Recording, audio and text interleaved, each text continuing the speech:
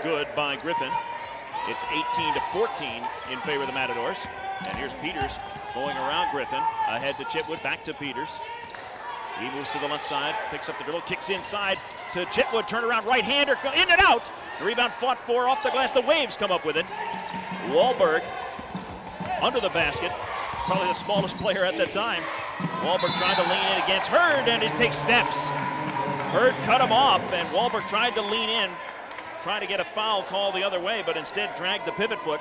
And it's another turnover for the Waves, their 6th of the first half. And we are 8 minutes and 57 seconds into this first half.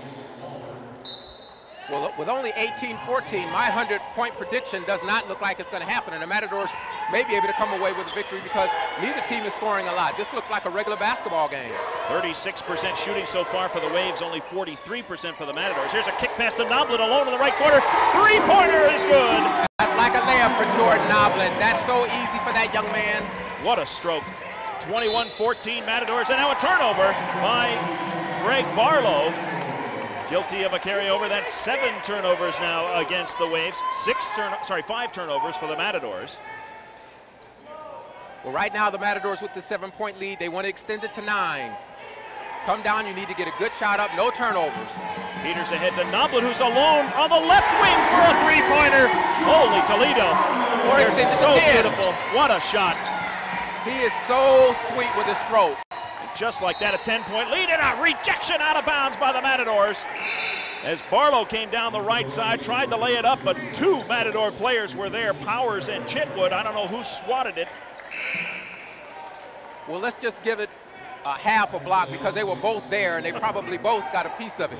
Goodness. Barlow got a little out of control, went underneath, and the big trees just sent him back to the forest, I guess. There's a lob pass into Oaks, who makes a nice catch in traffic but missed the shot. And 3 Matadors underneath come up with the rebound and a foul by Lee over the back. I like the way Calvin Chitwood is playing with aggression. He's got a lot of energy. And if he plays like that, he is really a dominant force in the Big West. Chitwood, 6'8" and 220. A well-muscled young man, and he is able to just box out. There's nothing Oaks can do or anybody out there right now for the Waves against him or Hurd. And now Jamie Miller comes in, another wide body for the Matadors. Hill gets the inbound pass across to Powers, who's still in the backcourt. Ahead to Noblitt, to the free throw line to Hurd. Tried to kick to the left baseline, intended for Miller, but it was off a Wave hand out of bounds. Jonathan may have been a little too unselfish. He actually had an open lane and wanted to give that ball to Miller because he thought he saw Miller coming open. Ball inbounded to Hurd. They work it around the perimeter. Powers to Noblitt. Oh, a back step, three-pointer on the way. Got knocked down, but no call. As Wahlberg might have gotten a piece of him, and here comes Lee into the front court for the Waves. Crossover dribble, goes to that left side, at the back defender. Hill strips the ball for the Matadors. Here he comes with the dribble, dishes to Hurd, who comes in, throws it up, but he fouled a man first. Offensive foul as he ran over Wahlberg. Was that back defensively? Yeah, that was a pretty good defensive position that time, and Hill didn't give Hurd the pass in the right time. If he'd have given it to him a little bit earlier, Jonathan would have been able to finish that layup. All right, it's still a 10-point margin. We've been stuck at 24-14 for a little while here. And a nice pass underneath. Oh, right back to number 3, Barlow, who made the pass originally inside, and a clever play by Gallick to get the Waves a bucket. 24-16 now with 9:28 to go in a half. Hill is double teamed in the backcourt, splits the defenders, comes around him, and the third man knocked him, or caught him with the leg. That was Marvin Lee. A lot of contact all the way around. Hill was right in front of us, and he was getting jostled quite a bit, but the officials are letting him play, and as long as they do that, you can't have a problem. As long as they're consistent both ways and throughout the contest. All right, Shoemake comes in for Powers. Haynes comes in for Noblitt. Haynes for Noblitt. For the Waves, they've got Pranciliauskas back in there now. Costain, Wahlberg, Gallick, and Griffin. Free throw by Hill on the way is good. Definitely nice to see Hill knock down the front end of that 1-and-1. Jason is about a 68% free throw shooter, so to get that front end makes it real comfortable for him to knock down this second one. The problem for the Waves is that was Lee's second personal, 7th team foul. Gave Hill the 1-and-1, and he nails them both to give the Matadors a 26-16 lead. Costain bringing it up out of the backcourt. Working against Hill. Now Miller out front, guarding Chase Griffin. Griffin crossover, comes to the right side, can't go any further, picks up the dribble. Kicks it to Wahlberg, who drives to the baseline. Throw up over over Shoemake and scores. Tough shot. It's 26-18. Matadors quickly get it ahead to Hurd. Gives it back out front to Hill, to Shoemake, inside to Miller. Goes up, scores. He's fouled. No, they call travel. He did travel. Okay. He tried to gather himself and took that little extra step in attempting to gather himself because it was a beautiful pass, and that time he should have just went up strong instead of attempting to gather himself. A little too much homerism here. Maybe. All right, still 26-18. Costain leaves it for Wahlberg. Left-handed dribble. Back out front now to Pranciliauskas. Back to Wahlberg. They're running a weave out high. The Matadors all over him. Haynes right there defensively. And now, Hurd jumped in there. Forced a pass from Wahlberg, who threw it out of bounds. Matadors are very active on their perimeter defense. They're not allowing a lot of open threes, because that's what Pepperdine wants to shoot. They want those three-pointers.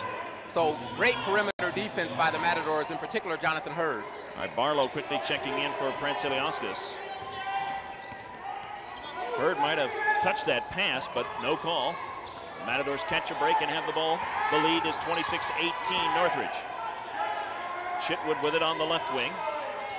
Back out front to Hill. Kicks it into the post, but stepping in from behind. Costain makes the steal. Quickly to the front court. He goes around Shoemake like he's planted. A kick to the left corner. A three-pointer on the way. By the way, it's no good by Barlow. Rebound off to Shoemake. To Hill, who spins away from Barlow. Hill dishes into the right corner. Three-pointer on the way. No good. A ball long by Haynes and out of bounds. And thankfully a timeout on the floor with 7:51 remaining in the first half. The Matadors with an 8-point margin, 26-18.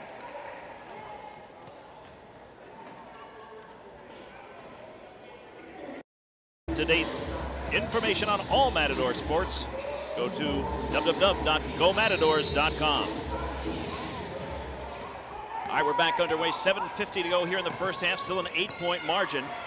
Mostly set up by points off turnovers. Nice play driving the right side. Costain. And now traveling is Trey Peters in the backcourt. That is 9 turnovers against the Matadors. Each team now with that total. Well, Trey got beat to the basket by Costain and then traveled, so that's almost like 2 turnovers in itself. Compounding the error.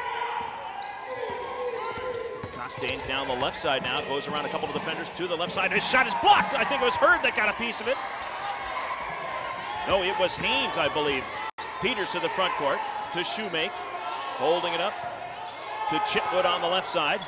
Back out to Shoemake. He'll launch a three-pointer from straight away. The big man shot is just off the mark. McCrary reaching in for the rebound, but he's over the back. And the foul against the Matadors will put the Waves into the bonus.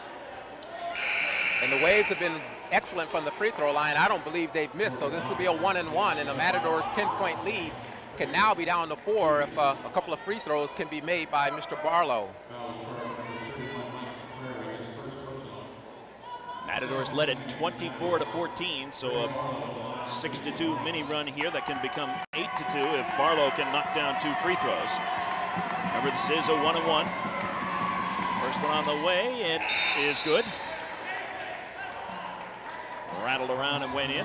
Costain comes out. Pranciliauskas comes in for the Waves.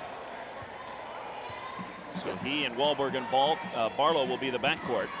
Oakes is in there for the Waves along with Griffin. Griffin is just 6'2", so I'm sorry, that's not